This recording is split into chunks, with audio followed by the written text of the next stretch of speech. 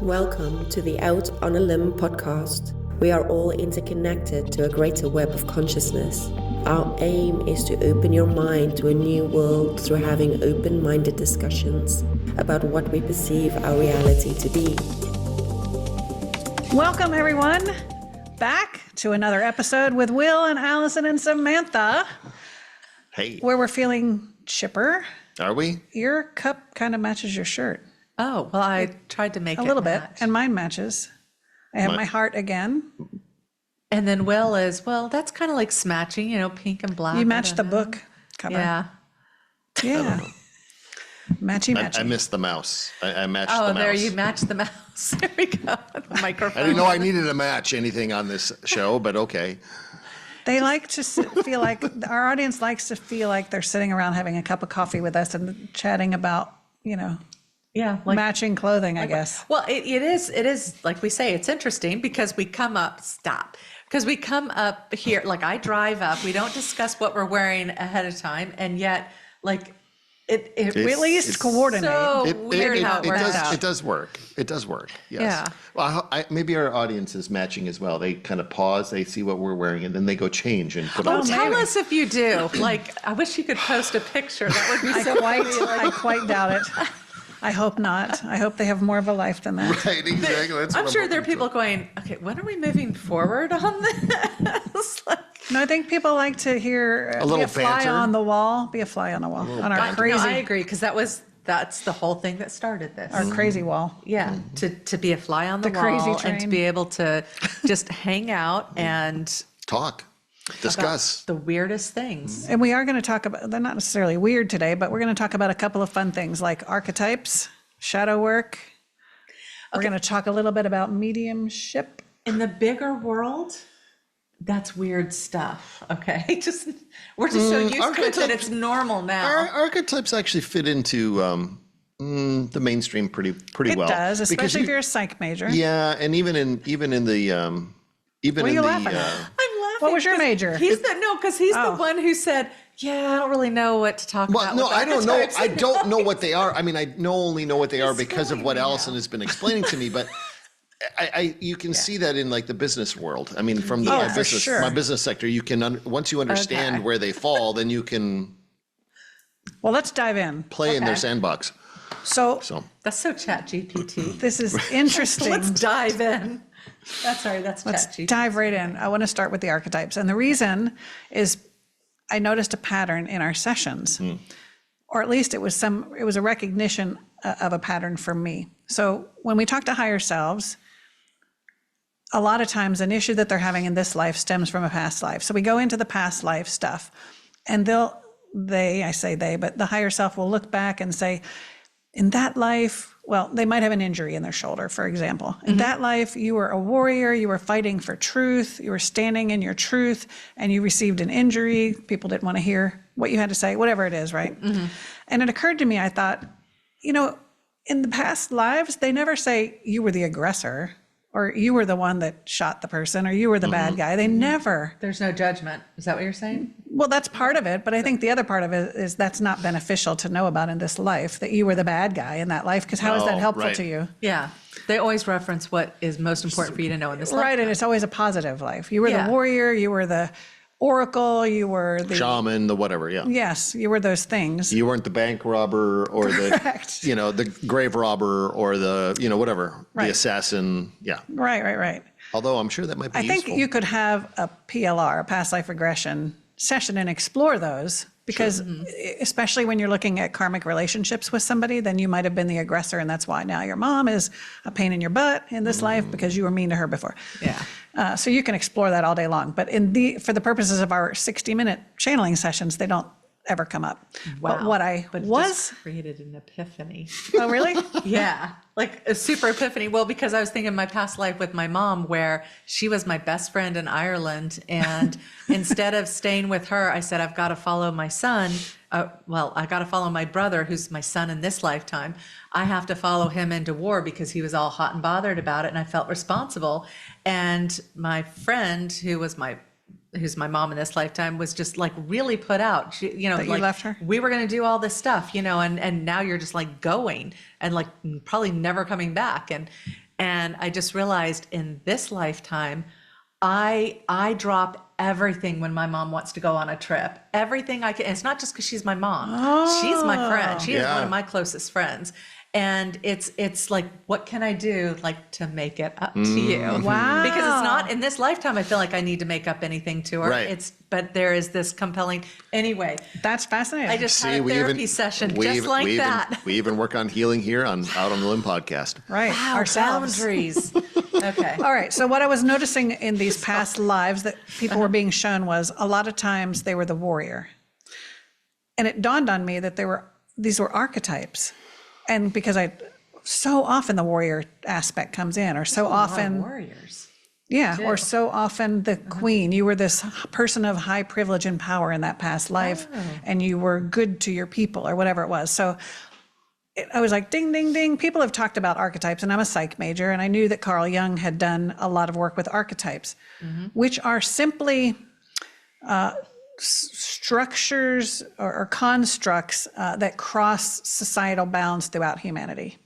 These are ways of looking at or perceiving what's happening in our human reality, same as people are interested in the zodiac and horoscopes and astrology. So you can view the construct of reality in all these different ways, either through a lens of astrology, for example, or a lens of archetypes. So Carolyn Mace took that work up after Carl Jung, and she's probably the most prolific writer on this aspect.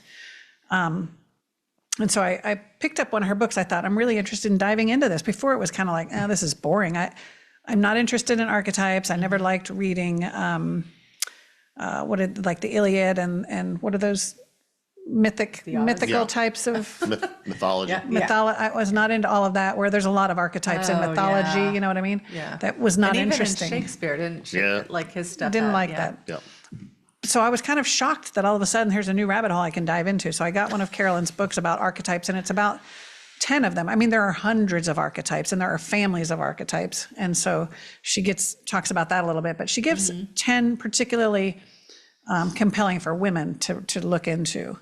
Because when you understand that you come in with this archetype, this structure, this is the framework or structure of your life. And so this is how you perceive things. This is how you interact with the world and with other people. Like, are you the rebel? Are you the artist? Yeah. Are you the warrior? Are you the queen? There are a whole bunch of them. And so this was fascinating to me. So I've started looking into those, and I thought for sure that I was going to be the rebel. I thought, I feel rebellious. I don't mind standing up against things when I don't feel it's right. I don't mind speaking out, speaking my mind, standing up for the underdog, all of that kind of stuff. So I figured, and I go against the grain when things don't make sense, when people put dumb laws or dumb rules, and it's like, that's dumb. Why would I do that? Yeah. I'm not going to listen to your rule. Yeah. So anyway, I'm reading through the book, and I thought I would be a rebel. I'm actually not as much a rebel as I am an intellectual. And you can't just take these names at face value. Intellectual doesn't mean you're the smartest one, had the highest SAT score. But it's also about being heart-centered and using your intuition, not just your intellect. So having a high emotional IQ, that's the goal, to be well-rounded in that way.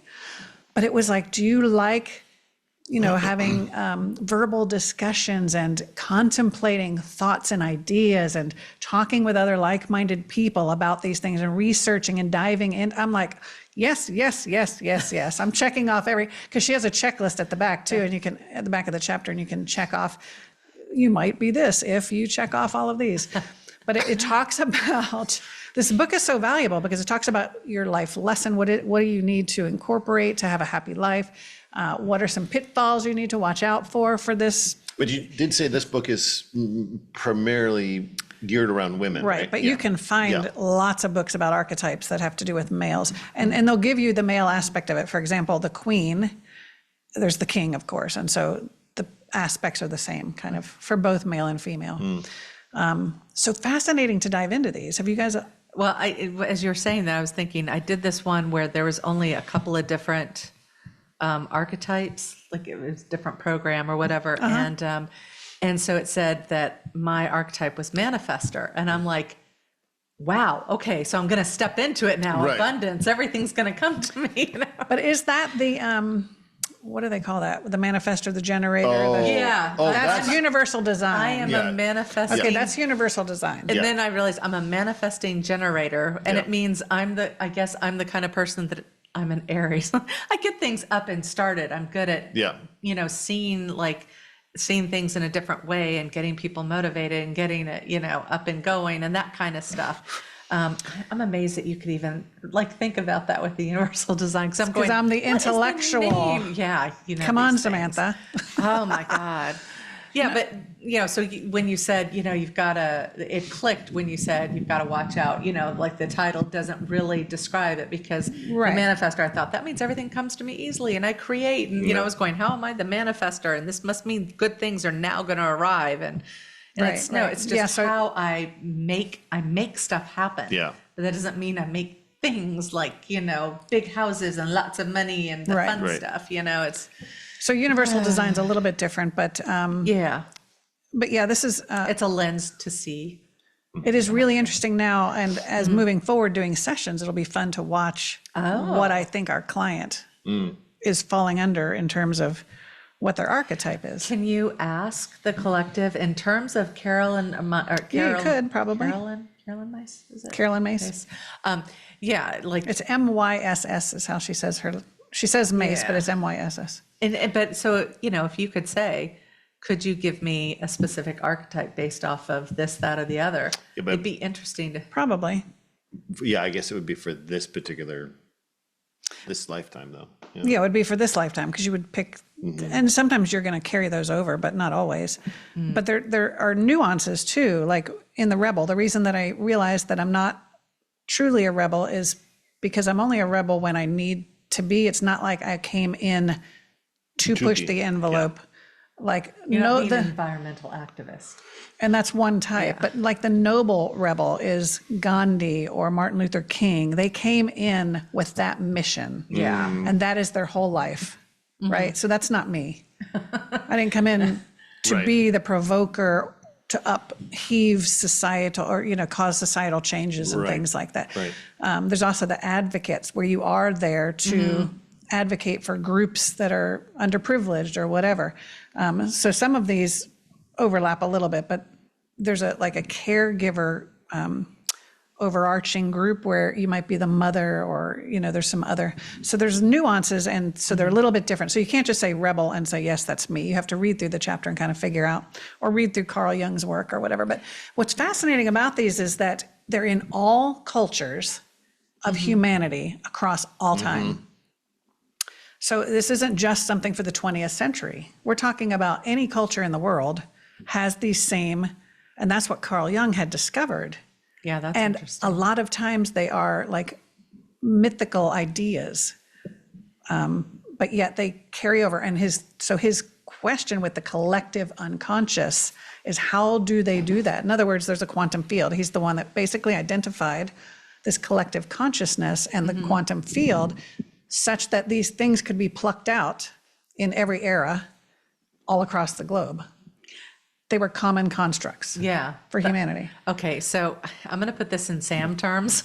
Okay, good, because that might be what the audience needs right now. Because I know everybody can relate to this. So my mom was a teacher, and she said every year, and you know this, and every year in the classroom, there are there are archetypes. There are certain there's the jokester, there's the schmoozer. There's the teacher's pet. Yeah. There's just these certain individuals. They'll always be the jock. They'll always be the pretty girl. And it's rare that you end up with a classroom that's off balance. It's purely by fate. How how the kids are picked for the classroom. Right. It's just, and yet it's a general, and that happens. I found it interesting to talk to people in different countries where their classrooms are not constructed necessarily the same as ours, a little bit different, and yet they still have the same personalities. Right. The same archetypes. Yeah, you're exactly right. And so that's it's the baby archetypes. I don't know, then they grow into the older archetype. I don't know. Well, and I think there is one called the baby or the child. Oh, really? And you don't ever grow out of that.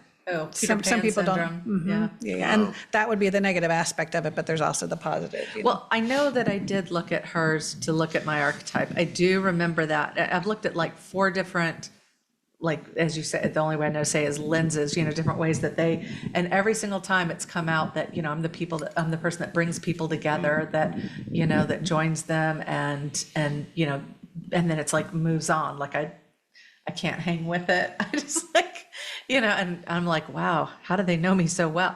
But it is fascinating because it's like you get a deeper understanding of who you are. But I think what's cool, like if you really look at it, because a lot of people look at the good stuff and they're like, yeah, that's me. But it's like when you look at the other stuff, then you have areas that you can grow. And that's the whole point, is knowing your archetype. Then you can look at the pitfalls or the shadow side, which we're going to talk about shadow work shortly, and work on that and figure that out and how to navigate that piece or how to rein it in. Yeah. Because it can cause problems. Oh yeah, especially if it's super, super strong in your personality. And the same way the shadow side of the astrology. The Scorpio has really positive traits. Suzanne knows this, and she's shared with me a lot. And then there's some shadow Which is sides. so weird that we balance out, because I just have to, seriously, I have always been very careful around Scorpios. I don't have. What are you again? Aries. Oh. I have been zapped by Scorpios many times. No, I'm not on the edge. No, You're on the edge. I'm on the edge of it, yeah. So here's the poor Aries in between, not literally, but in between 2 Scorpios, and you're doing all right. Yeah, I mean, like I literally feel like I'm this fragile little fish swimming around, waiting to get nailed. But it's just bunch of piranhas floating around. But I have had a lot of Scorpio female friends, but but I've learned to be really careful. But just to kind of keep an arm length. Yeah, like be careful. I know there's certain things that I can ask and other things I need to stay away from. But you don't really exhibit a lot of that stuff. But there is that air of be careful around me. Oh, yeah. Like More than Will, I think, because you're on a cusp. Yeah. I think people are more open with you. I'm a little bit more. Yeah. No. Closed I'm the one that we've always talked about that. I'm the one that will always initiate the conversation in amongst a group of people. Allison will kind of hang back. Where you exude this openness and acceptance, and people are happy to come to you with questions or problems, or you're nurturing. And part of that is because you're in touch with your feminine a lot, and I'm more kind of on the masculine side. But when I look at the thing that you're Scorpio, but also you're the intellectual, that right there is not, intellectual is not the warm fuzzy. Like, that is true. There's a level of analyzing, of taking in the surroundings. Yes. And you're not looking to also be a chameleon and blend with the world. You're going to stand your truth. Right. And that is very Scorpio, to be like, this is what's around me. This is me. So funny. We did a private channeling not too long ago, and I asked my higher self, there was a question, and basically they said that you are like an aggregator. You have a really good way of bringing in all kinds of resourced information from a variety of places and digesting it and making it palatable and understandable to the general public or to people who ask a question. That's amazing. That's an amazing skill. And that's the intellectual in you. It's the Right. It's the ever kind of seeking more and more information, more and more truth, more and more understanding. And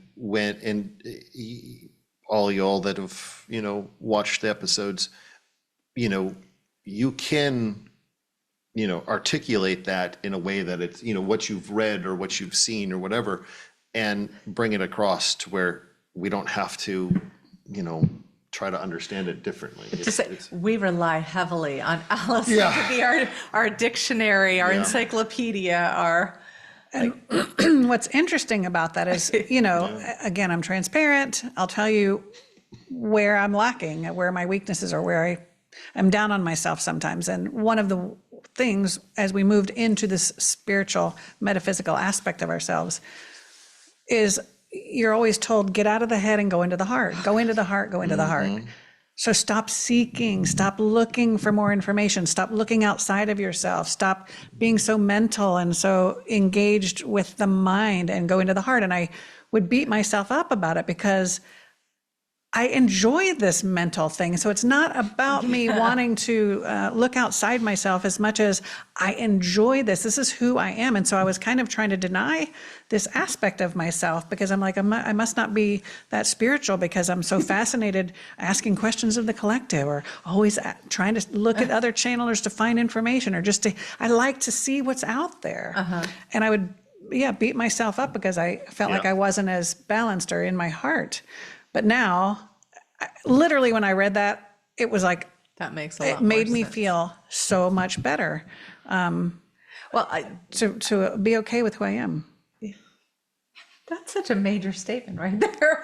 It's an ongoing thing, and that's why I want our audience to know, and that's what I hope why I'm transparent and why we all are.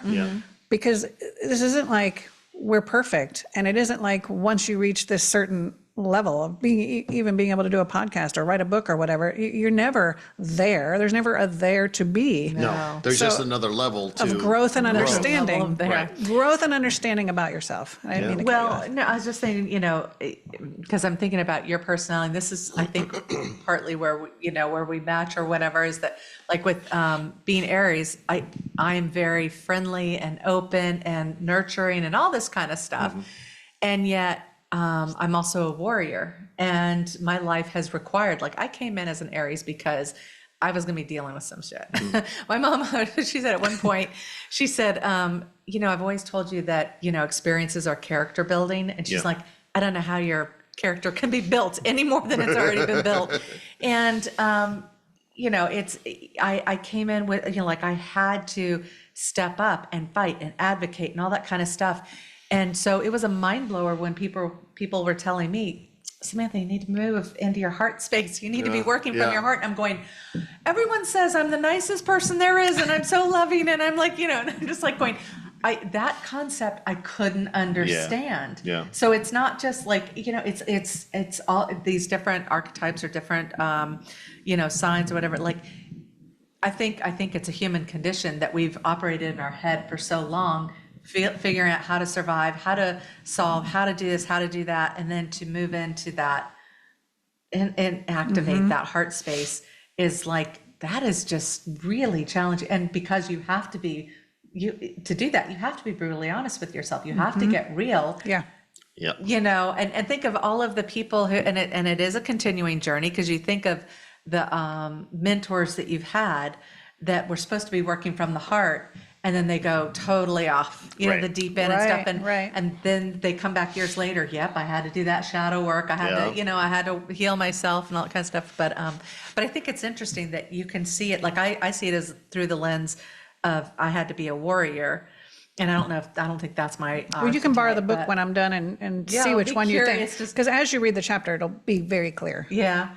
But that you can see that you're the intellectual and how you have responded with your environment and everything. But it's a special skill. I'm tooting your horn here a little bit because it is a special skill to take all that you have read, like you said, aggregate it, but then to be able to put it in layman's terms so that people who haven't leveled up to that dialogue or that those definitions of things, whatever, that they can grasp a hold of it. And I think that's a lot of the spiritual work that we do. It's like, remember when I said to you when we first met, I said, and that was the first time this message ever came through, that what we were doing was we didn't have to stand on the stage and know it all, that we were merely supposed to be putting our hand out and pulling the person up to the very next rung. And pushing them above to the rung above us too. And that's why people cycle into our circle and out, and we bring them up and we advance them if that's what they're ready for. I love it's that. a privilege. Yes. But thank you for your kind words. It's You're welcome. it is interesting, and we've talked about shadow. I think this is perfect. We did have somebody, I think it's Mr. John, who asked us to talk about shadow work. Oh, okay. And we were contemplating doing a whole show on shadow work, and it's so much about healing. It's just really about healing, and we're going to talk about it a little bit. So I didn't know if it deserved a show of its own, but we put it in the title so that John knows that we were addressing. And we will address all of your comments. If there's a show that you want to see or something you want us to address, please Topic or whatever, yeah. write that in the comments and we'll do our best. And I know there's another one for heart math and some other thing. I have it on my list. We just haven't figured out how to incorporate it yet or to talk about it or bring in the right guest to talk about it yet. But this, we talked about with astrology. Yep. You have a Scorpio and you have your strengths and you have your weaknesses or your shadow. Same thing with the archetypes. You have the strength of the archetype and you have the shadow. And so what do we mean by shadow? What and how do you address those shadow pieces of yourself? And it's, again, a lifelong journey. You may never get there. You might be working on some of the shadow from past lives coming in. But to me, and then I want to hear y'all's perspective of shadow, but shadow is simply those, and it's called shadow because we tend to hide it from ourselves. Yes. It's all the ugly stuff we don't want to address. Right. We know it's there. We've compartmentalized it, shoved it away. Yeah. And it's Tucked it away. getting dusty. And we don't want to own that, and we don't want to even give voice to it. And that is where the defensiveness comes in, because when somebody triggers you, it's because they have nicked that little shadow that's hiding that you're trying to deny, and you recognize it, and that's why you're angry. And so when you clear it, heal it, then you don't have to worry about being triggered in that area again. What's your perspective? Well, it was interesting because so I came at all the shadow work stuff. Like I remember there's a really good book out on it. I can't remember the woman's name, but she's If we black remember hair, and after, I'll she's- put it down. Yeah, okay. And she's very well known for doing shadow work. And I got the book, but I could never read it. I just couldn't go there. And then It wasn't Debbie Ford, was it? yeah, Debbie Ford. yeah. Oh, okay, I have well that. done. I had Again, Yeah. that until recently. I had that on my bookshelf. I think I finally gave it away. So then I did, I was in a intuitive development course, and they talked about shaman work. And so now I've likened a lot of this to, this is my interpretation of it. So anybody who does shaman work, if I've misspoken or something, just understand, like I touch and I gather a lot of things, and I don't necessarily deep dive and know Right. all, just disclaimer. But it's, but I always talk a little bit about shadow work as being like, it's those aspects of your soul that have splintered off for one reason or another. And, I know I'm missing, like there's a phrase I usually say, and it's not coming to mind at the moment. Is that what we mean by soul retrieval? Yeah, that's the word. Thank Okay. you. That's the phrase. Whoa, Sorry. I just have to prove to the viewers that I'm the intellectual archetype, I guess. Freaking mind, get out of my head. Maybe that. Maybe Dude, that. get out of my head. That's our next segment we'll Super talk too, about. Yeah. Wow. Well, that's what shamans do, is they do soul retrieval. Yeah. So Right. it's I describe it as soul. In shamanistic terms, it's like soul retrieval, and we're pulling those parts Yep. back into the light, into the awareness, so Yep. that you can heal it. And like I had heard. It's funny because then I had that experience and I learned how to do that with someone, and then I got into this thing where ultimately you've got to help people release blocks, and well, most blocks occur in childhood. So then we're doing inner child work, and I'm like, ugh, like I couldn't stand the sound of it, the thought of it. For yourself or your clients? Anything, just Really? the name, inner child. So, that's so inner like, child. inner child work, Yeah. And I just had such a resistance to it, and the first time I experienced it, I was like, okay, I'm going to own this one. It's not pleasant at all. It is not pleasant. Well, it's not okay. The way you say that is going to make people go, Well, like, I mean, like anything, it can be painful to dredge up some of those memories. okay, you are going directly for the block, the painful experience, like so I do a thing where I'm able to see emotional patterns throughout someone's life. So we'll choose one of those. Maybe it's I'm not good enough or whatever. And then I'll say, well, when was the earliest that you felt that first feeling of not good enough? Right. Well, first off, I got to get people feeling, because they'll go, well, I don't remember. I'm going, I'm not asking you to remember. I'm asking No you memory. to feel. Right. right. And then you get them into that moment, and you guide them through the process of meeting that shadow, of that aspect of themselves at that age. and you go through a healing experience with that. And so nobody wants to dredge up like, oh my God, it's so sad when people are in tears and they're just like, and that's what my dad said, this. Right. But then to see them so much lighter afterwards, walking out the door with a bounce in their steps and just going, and I always tell people, and you can always revisit that aspect of yourself anytime you want, and I've had people who've told me amazing experiences just to, because we do it that one time doesn't mean, oh, it's healed, like you said. Yes. So I've learned these different modalities and I've kind of made them my own. Like I say, I own it. Like You're supposed to. That's what we're hearing from all of these higher selves is we're moving into this. I thought that was my rebel side. No, that's good. You're already sensing into that, but we're moving away from having, okay, this modality and you have to stay in the box of this modality or following the directions. It's about our beingness, and we are being this divine aspect of ourselves through which all gifts come. And so you're essentially creating your own modality, just whatever you're being guided to do, wherever to place the hands or crystals or whatever you're guided to do. You don't have to follow a rule book any longer, but you have to tune into your intuition. That makes sense.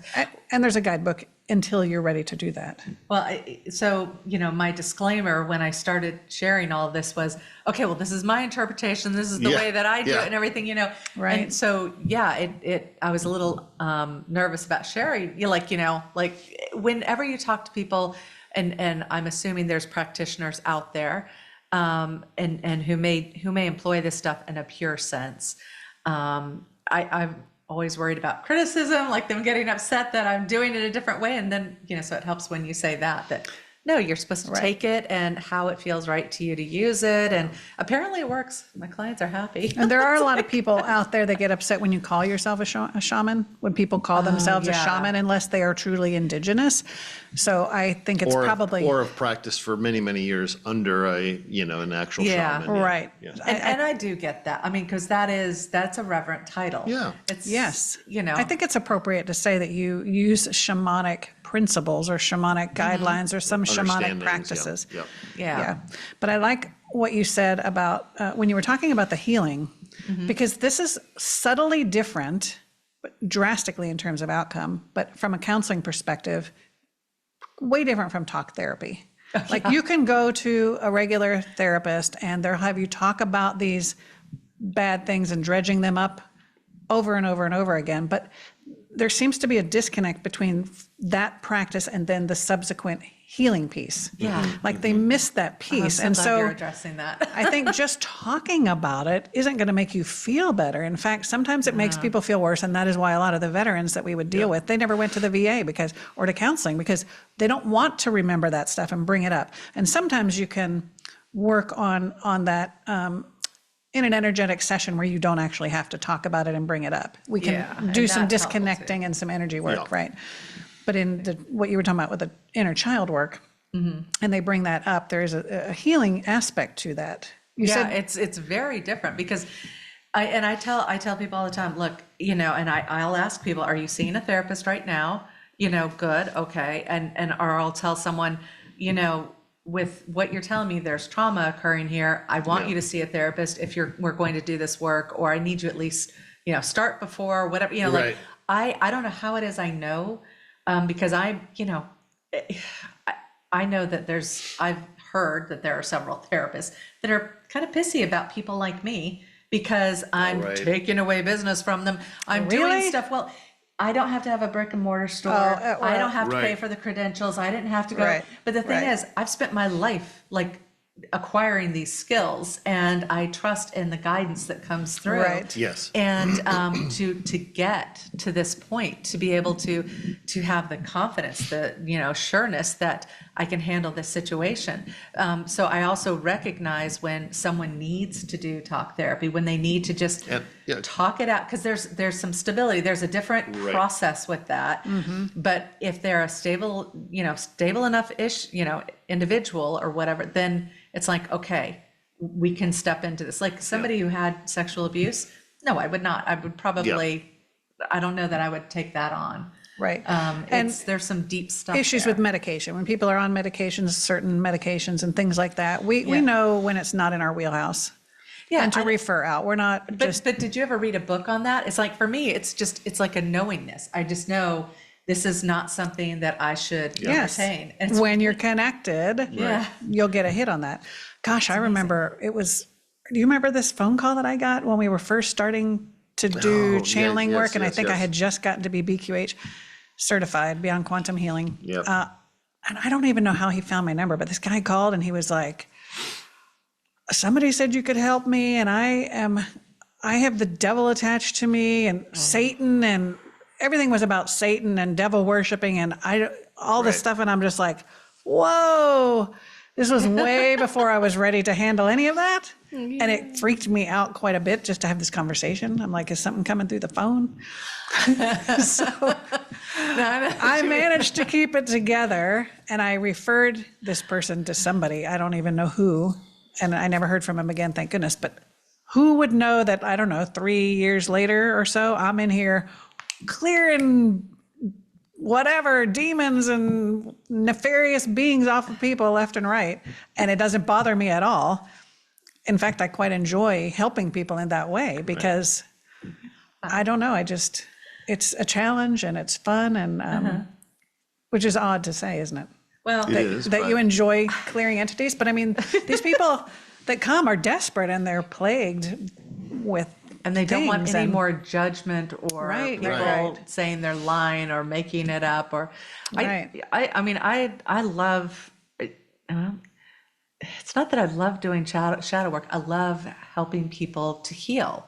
Right, And it's, right. whatever that modality is that gets them there, but I always warn my clients right from the get-go, this is masochistic. It's and I get it if you need a week off. Yeah, it's gonna take the hard work. If you're not willing to do the hard work, well then. Yeah, but that's the thing, and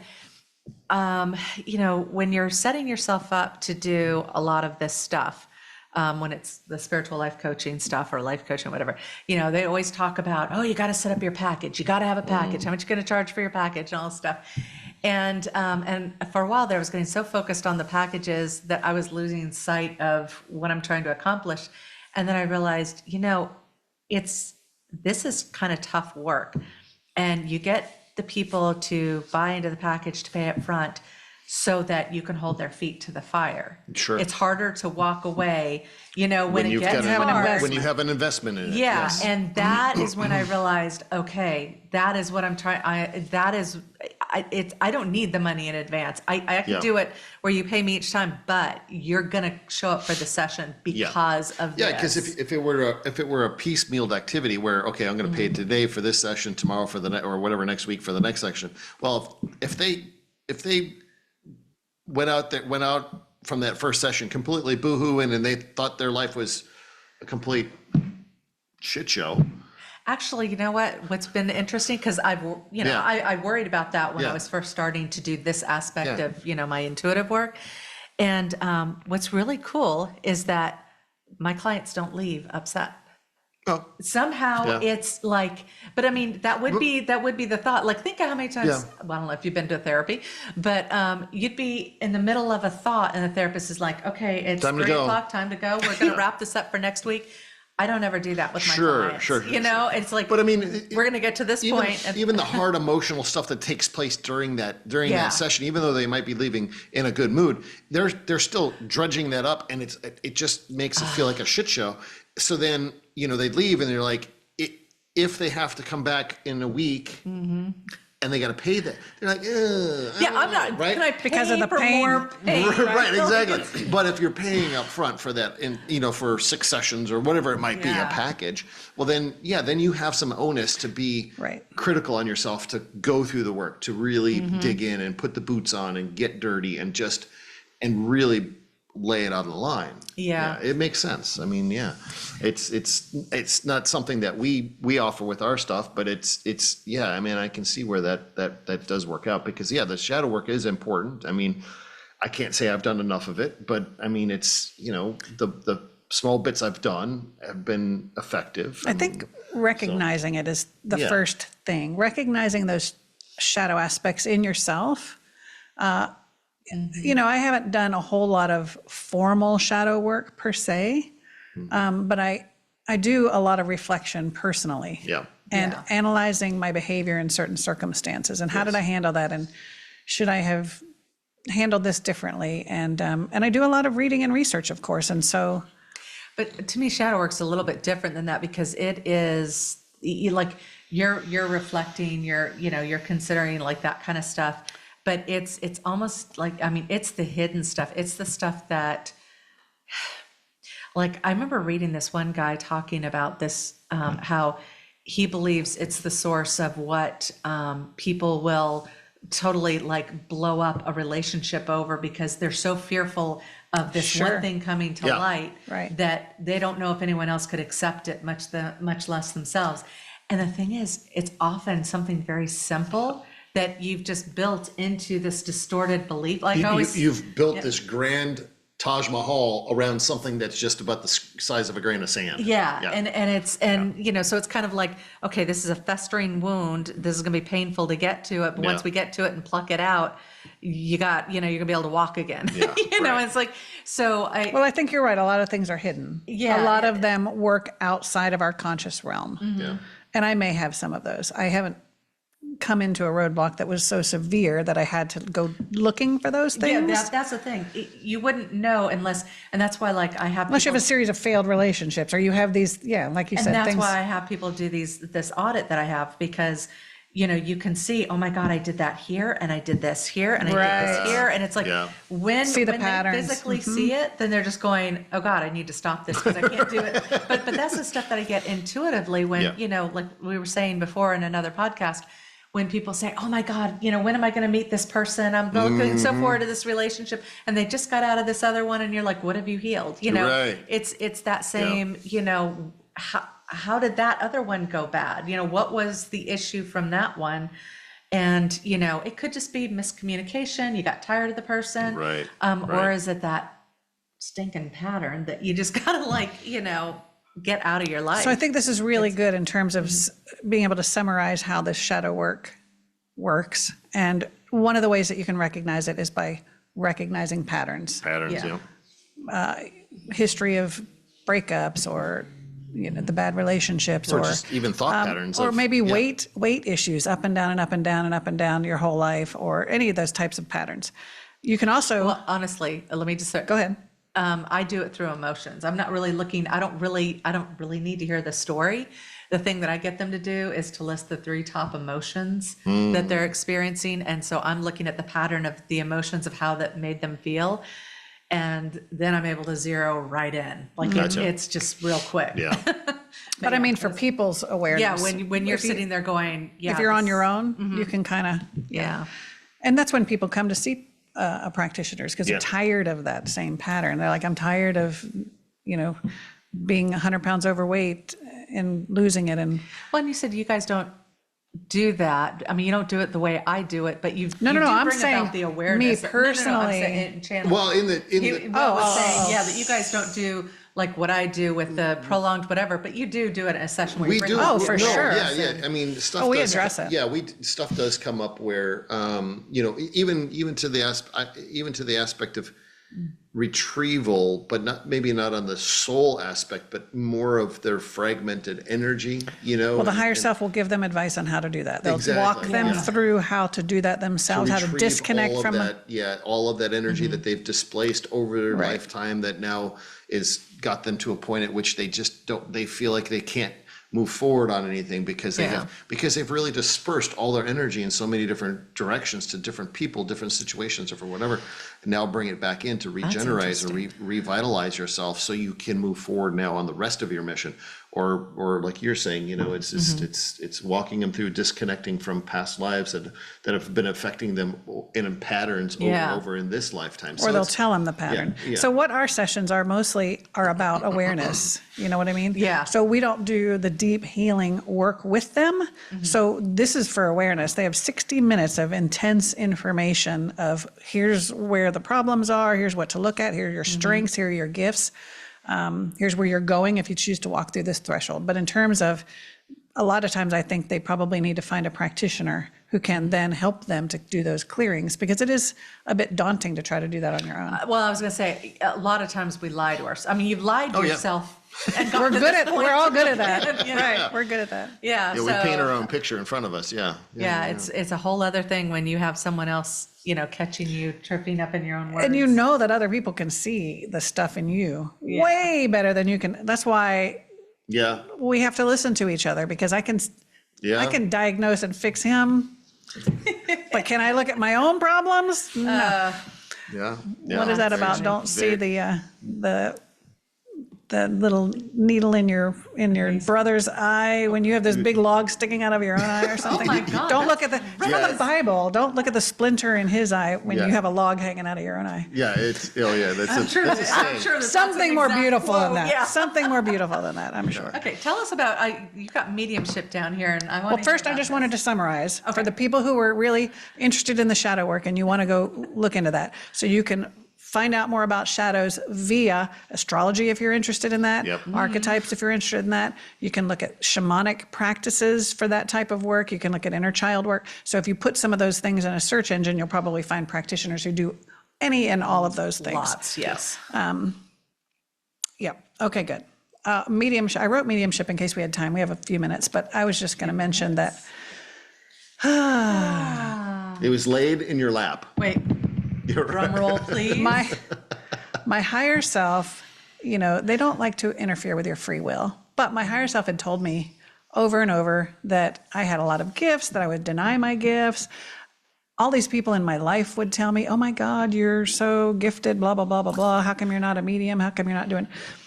And I was like, well, when I'll see it, believe it when I see it. When it starts showing up for me, I'm open to it, but I just never had an in-your-face, many in-your-face moments. Basically, if spirit were like to show up next to her while she's loading laundry into I'd be good with it. Right, I'd talk to that's what them. she was wishing for. That's what she was wanting. But I wasn't going to go out and work at it, because there's this fine line between, like, if I would work at it, they're like, oh, you're trying too hard, relax. Okay, well, then when I just relax. You'd get over analytical about it. You'd get, intellectual. But then when I relax, it's like, you're not doing anything about it. Okay, I'm like, what do you want from me? So I don't mind giving the what for to my higher self. She will argue There's with this her higher self. this roundabout way through these dreams I was having that there was something going on. So I said, why am I having these dreams? And they said, because you're supposed to be pursuing this mediumship work. You're supposed to be doing what this person is doing, yeah. And I'm like, okay, well, what am I supposed to do? Go take lessons with somebody? Like, how do I do this? And the higher self said, yes, if you come across an opportunity or something crosses your path to do lessons or take a class or whatever, do what resonates. So basically kicked my behind into gear. So the next morning I'm sitting there doing my morning meditation and I'm asking my higher self, my guides, give me some ideas of what needs to happen here, because there's a medium in town that I could take her class, but I felt like that wasn't the right venue. There's Other I opportunities. thought, am I supposed to go to Suzanne Giesman and do some more stuff? But she had nothing for the rest of the year. So anyway, my friend Chrysilla came to mind. She's up in New York. So and she was a pod. She was on the podcast. she was on our Yeah. podcast, Chrysilla, yeah, Kerosene. Kerosene, yeah. Anyway, so I reached out to her. I said, would you be willing to do a trade for some private mediumship lessons? She's like, oh my God, I thought you'd never ask. You should have been doing this a long time ago. Wah, wah, wah. Oh my God, I love that. So anyway, I've had 2 lessons with her so far. And okay, they're only short 30-minute lessons where she gives me some info, some lessons. Here's what my hotspot sessions, right? or here are what my guides are telling me to how to help you, blah, blah, blah. So she's tapped in, of course. So this is exciting because she gets the real information. And then, so that was about 15 minutes. And she goes, okay, so you want to practice? I'm like, practice? Yeah, read me. I haven't learned I didn't anything know yet. I was going to have to do She's that. like, read me, give me a reading. And I'm like, holy crap, I have to read the medium? That's intimidating. Yes. Well, anyway, so I closed my eyes and I did my thing and I was spot on with stuff. It was crazy. I brought in her grandmother's house with evidential pieces of information. And then what's nice about her is she knows how this works. So she can talk to me and prompt me to bring in other stuff. So She goes, see if there's anybody. We were on our grandmother's porch. I was looking at her porch. Her grandmother was on the porch. She goes, see if there's anybody else there with her. Well, then her father shows up. And I described him appropriately. And then I said, there's this red car out here in the driveway, a convertible, red convertible. I said, but I don't get the sense that the car lives here, belongs here. Like, it's not always here in the driveway. And she's like, that's exactly right. My dad had a red convertible, and he only came to this house to date my mother because it was my maternal grandmother's house. So the car didn't belong there. I was just like, what? Okay, that was wonderful. Well, then I did a practice session with a friend that was so-so, because I have to do some practice sessions and then we debrief. So I had my second lesson with Chrysilla, and she gave me some really good hints and information about that practice session. So that was nice. And she goes, so what do you want to do now? Do you want to do another one? I'm like, okay, here's transparency. Look, it's like water skiing. The first time you do it and you're successful, it's great. But then the expectation the second time that you're going to do it. Yeah, it was a fluke the first time. Right. Yeah. So I'm like, oh crap. Okay. So I closed my eyes and I said, I'm still seeing this same grandmother's house. It's hard to get that image out once it's burned into your head. Yeah. She goes, well, that's okay. Go from there. So now I have this porch where I invite the beings to come on the porch That's and really show cool. themselves, right? Yeah. Because I can't get that porch scene out of my head anyway. And she goes, I got lots of dead people anyway, so I'm sure you'll call in some of the other dead people. Well, she can actually see them in my field. So she knew who I was going to see. This is the also cool thing, because she's a psychic medium, so she can sense whether I'm accurate and, and that they're, so I ended up pulling in her aunt and her great aunt. And the same kind of thing. I said, I saw this little brown dog. Yes, there was a brown dog. I said, I see this yellow VW bug. She goes, yeah, my aunt drove that. It was like the coolest car. Everybody loved it. I'm like, what? Oh my goodness. Anyway, it's been quite interesting. So after we get done taping podcasts, I'm going to do a mini session on you, and she can fill you in later on how I do. This is going to be fun. But it's interesting. I have to just surrender. Because, my nerves can get the best of me. And if they're telling me such that they're kicking me in the pants and saying, you need to go do this, they're not going to leave me out to dry. Right. Well, no, and here's the thing. They'll keep morphing on you, like, because you grow and it'll keep shifting, there'll be a point where maybe you leave the porch behind, maybe it's something else. Yeah. Right. And then you go through, like, what the hell, why are you doing this to me, kind of a thing, because you got used to that, and they want you to continually kind of keep growing. It's like and any other evolving spiritual growth. They take you to one level, you get comfortable at that one level. And then Spirit says, okay, now that you've got that, now let's throw in this. Let's throw in that. But it is nice. I like the way our guides teach us. Like when I became a BQH practitioner, I did 25 free sessions because that's what Dolores Cannon asked her people to do, I think. And it's a good way to learn. Well, literally, his team of guides, the collective, came in my first session with him. He was my first client. And they said, we will help you. You're here to learn, because you're here to help other people. So every single session was this little nuanced thing, and they were teaching me not to panic or how to ask the right questions. It was fascinating. So it's really a privilege and humbling and so much fun to be taught by your guides and to allow them to instruct and to assist. Mm-hmm. It's fun. So cool. Yeah. To release expectation and just surrender and know that they have your back. Well, because that's literally what you're like, you have to honor what it is you're seeing. And it's literally like, I always think of the Fool in the tarot deck. You're happy-go-lucky. You've got to be in that space, and you got to be willing to step off the side of the cliff. Right. And just, Right. That's where the adventure begins. And I remember my first mentor, and this is with tarot cards, where she just said, you have to just say something. Yeah. You have to say it. And it's like so hard to let whatever come out of my mouth, because it's just like, It's unnatural. and it's a commitment.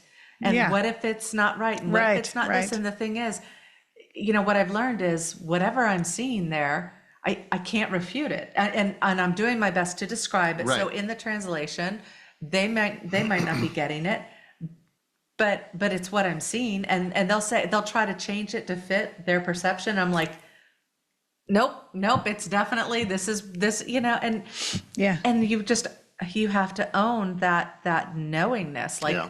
you know. What I told Priscilla, but what's interesting about me is I'm not afraid of saying it. I'm just afraid I'm not going to see anything. Like I'm afraid that I'm going to close my eyes and there'll be just nothing but a blank See, screen maybe this there. is why you haven't seen a UFO yet.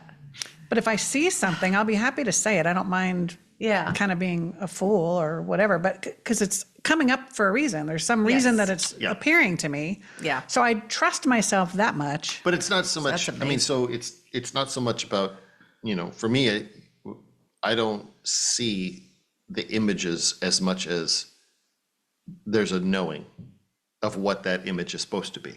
Yeah, I don't know if I that thought makes that's sense. I'm like, how- you saw the Corvette or the, you know, the car. Right. Wow. Like, I just see like the energy, like it's. I get a sensation pull and it then that in. sensation becomes an image, right? Yeah. So for me, it's like I get this vibration, Oh. I'm connected to this vibration, the vibration all of a sudden turns into something, and it's not like all of a sudden a car appears in front of me. Nope. It's just this knowing overtakes me of that it's a car. That's so interesting. It was a whole scene. It was the tree, the house, That's the great. Porsche. That's Then there was amazing. this That's amazing. a car in the that's- drive. Go with it and Run enjoy with it. it because I Own would it. I would You love can book to- your session next week. I'll hang a shingle. Oh my God. Not. Anyway. Don't say not. Don't say not. I mean, the whole point of this, She's and gonna my become a famous my medium. guides and other people with strong guides have mentioned this is the point of this is not to become a medium. It's just to open your. It's to trust myself so Right. that when higher level beings and other beings communicate, or my higher self, I will Right. trust it. Exactly. And I'll Yeah. understand how the messages come in, you know. Yeah. So we'll see. So exciting. Anyway, this was fun. So I hope you'll be doing mediumship readings on the big stage, and then I'll be doing a channeling after that. So it'll be, I don't know it'll about be a that. whole We'll road- see. It'll be a whole I'm road open show. to whatever. It'll be a whole road show. This was a blast, and I hope this was helpful to John, who needed some shadow work information, and any of you others that are working on shadows and want to research archetypes or astrology or mediumship, anything. If you haven't already, please hit that thumbs up. Please like and share this, and hit the notification bell if you want to see when they come out, which is every Wednesday. Yep. But until next time, see you later. y'all.